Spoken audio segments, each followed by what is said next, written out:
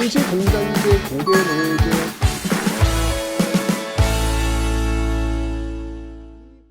자, 그 무너지게 되는 그 모습을 한번 보도록 하죠.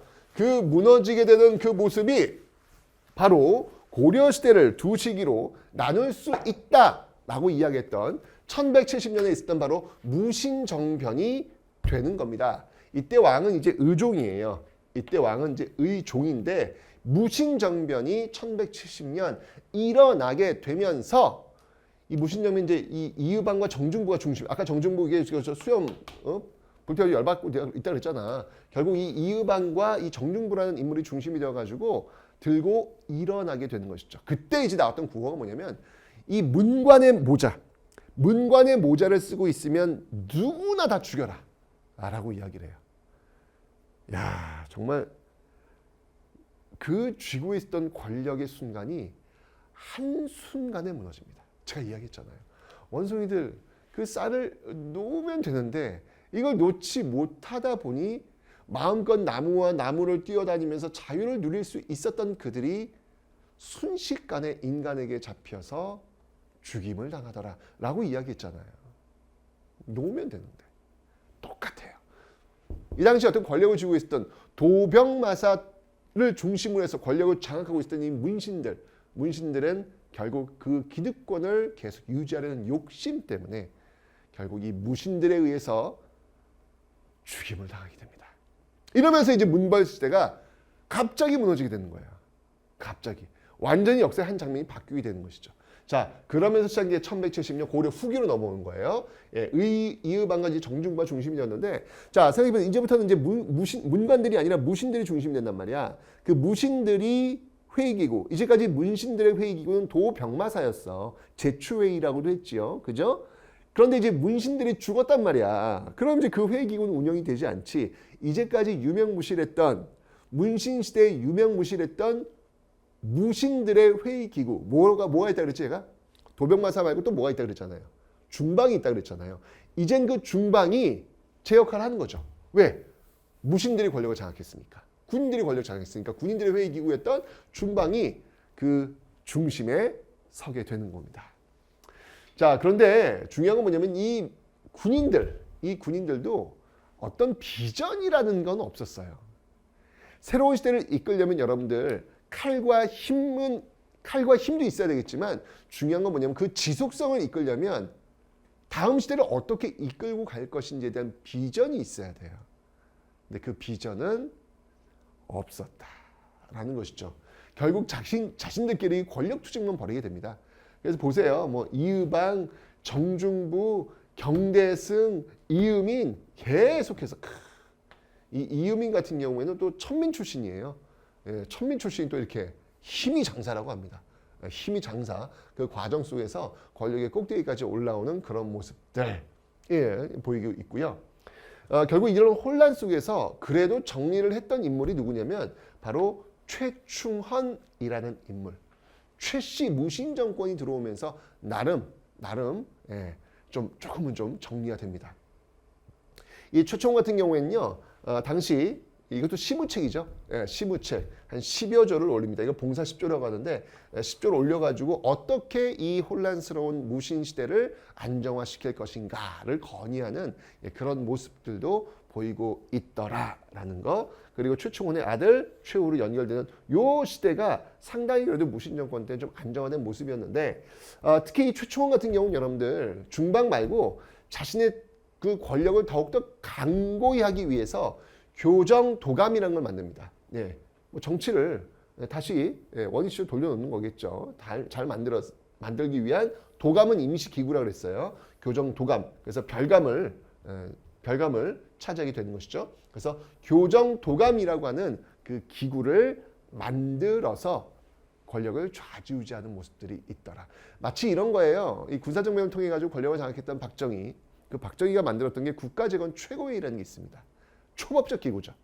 역시 마찬가지로 12.12 사태 때 또 권력을 장악했던 전두환. 그 세력들이 만든 게 뭐냐면 국보위, 국가보위 비상대책위원회라는 게 있어요.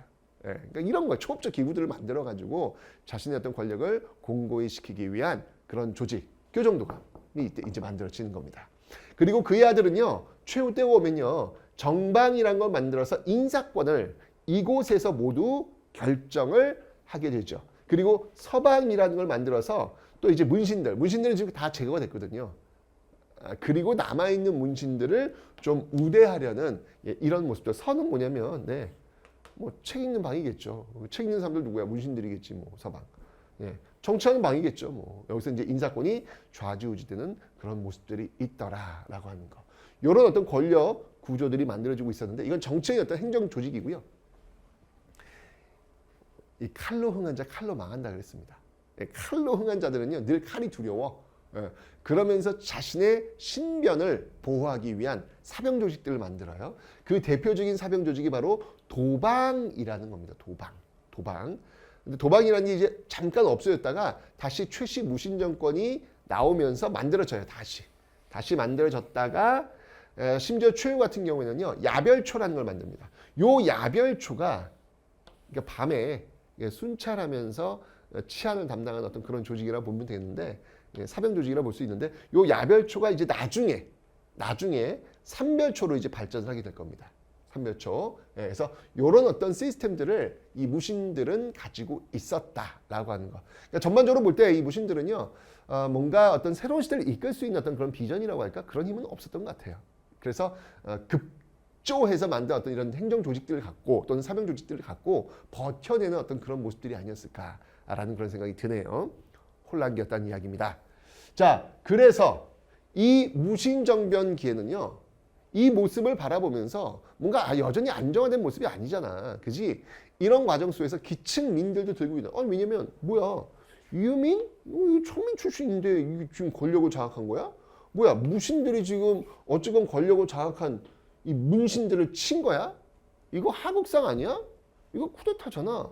그래? 그럼 우리도? 라고 하면서 기층민들 역시 저항의 대열에 나서게 되는 겁니다. 자, 이 무신정권에 정말 기층민들의 저항이 많았어요. 자, 어떤 저항들이 있었는지 한번 살펴보도록 하겠습니다. 자, 먼저 여러분들 기층민뿐만 아니라 일단 문신들이 지금 무신정권에 쫓겨났잖아. 그러니까 그 문신들 역시 저항을 합니다. 그 대표적인 인물이 바로 김보당이란 인물이에요. 김보당. 그다음에 조위총이란 인물들. 다 문벌들에 해당하는 어떤 그런 세력들인데 김보당이 이제 그 당시 이제 일을 하고 있었던 곳이 어디였냐면 동계였습니다. 동계. 여러분들 오도 양계, 북계와 동계 아시죠? 그 동계 쪽에서 근무를 하다가 여기서 들고 일어나게 되는 것이고 조이총 같은 경우는 어디서 근무를 하고 있었냐면 서경이에요. 서경에서 또 들고 일어나는 모습들. 그래서 김보당, 조이총 다 개경파들이에요. 개경파들. 근데 이제 근무지에서 들고 일어나는 어떤 모습들이 있더라. 김보당과 조이총의 난. 요게 지배층의 어떤 저항들. 그러니까 이 문신들의 어떤 저항들이라고 보시면 되겠습니다. 자, 그리고 기층민들의 저항은 뭐가 있냐면요. 망이 망소이의 난, 공주 명학 소라고 하는 곳은 여러분들 그 속군, 속현, 향, 부곡, 소가 있다 그랬죠. 향, 부곡, 소는 어떤 곳이냐면 특수행정구역이에요. 향과 부곡은 농사를 짓는 사람들이 주로 모여 있고요. 소는 물건을 만드는 사람들이 주로 모여 있는 특수행정구역이 되겠습니다. 이 곳 중에서 공주에 있는 명학소라는 곳이 있었나 봐. 이 소에서 망이와 망소이가 들고 일어나는 것이죠. 자, 여러분들 공주 기억해 두세요. 공주라고 하면은 사비백제 그 이전에 웅진백제 바로 공주 백제의 수도이기도 했고요. 그다음에 이렇게 공주 명학소 일어나기도 했고 이렇게 소에서 망이망소이난이 일어나기도 했고요. 나중에 이제 여러분들이 여기서 동학농민 운동 때 우금치 전쟁도 여기서 벌어집니다. 그러니까 한 지역에서 벌어졌던 역사 사실들을 좀 여러분들이 정리를 좀 해놓으실 필요가 있다라는 것이죠. 그 다음에 이쪽은 이제 경상도예요. 경상도 쪽에서 김삼이 효심의 난도 일어났고요. 그 다음에 이제 좀 이게 순서로 본다면 맨 마지막에 이제 만적의 난. 만적의 난.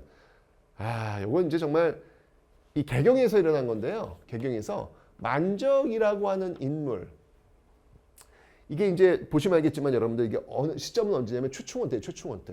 최충원 때 지금 만적의 난이 일어난 것인데 이때 이제 만적의 무리들이 외쳤던 그 말이 뭐였냐면 왕후장상의 씨가 따로 있으랴라는 거였습니다. 왕후장상의 씨가 따로 있으랴. 여러분들 그 왕후장상의 씨가 따로 있으랴. 저는 그런 생각이 들더라고요. 그 시대의 영웅이 누굴까? 영웅의 기준이 뭘까? 그 영웅의 기준이라고 하는 것은 지금 우리가 살고 있는 시대가 아닌 그 다음 시대를 이야기하는 사람들, 그런 사람들이 영웅이 아닐까? 라는 그런 생각이 듭니다. 왜냐하면 그 당시에는 이 미래에 올 모습을 모르잖아요. 일반 사람들은요. 그죠? 근데 만적 같은 경우는 왕후장상의 씨가 따로 있으리라고 이야기했단 말이죠. 평등사회를 이야기한 거예요. 그 당시에 노비로 태어나면 억울할 것 같아요? 그렇지 않아요. 신분제에서 노비로 태어난 사람들은요, 그게 너무 당연한 걸로 생각합니다. 이게 부당하다고 생각하지 않는다고요. 왜? 노비니까. 인식 자체는 잘 쉽지가 않은 거예요. 근데 그 시대에 부당하다라고 이야기하는 거는 그 시대를 뛰어넘는 그 다른 시대를 이야기하는 거거든요. 쉽지 않다는 얘기죠. 만적이 아마 그런 역할을 한 게 아닐까라는 생각이 듭니다. 그래서 신분 해방을 외쳤던 그런 인물이 있더라라고 하는 것을 여러분들 봐주시면 되겠습니다.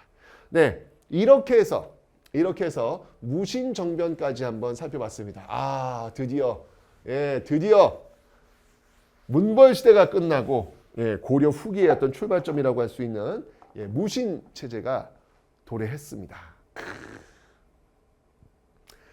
다시 한번 얘기하지만 여러분들 손에 쥐고 있는 쌀, 이 쌀을 놓을 수 있는 타이밍을 잡는 것. 이 타이밍을 잡는 건 여러분들 이렇게 역사를 공부하면서 학습되어져야 가능하지 않을까라는 생각이 들면서 오늘 강의 마치도록 하겠습니다.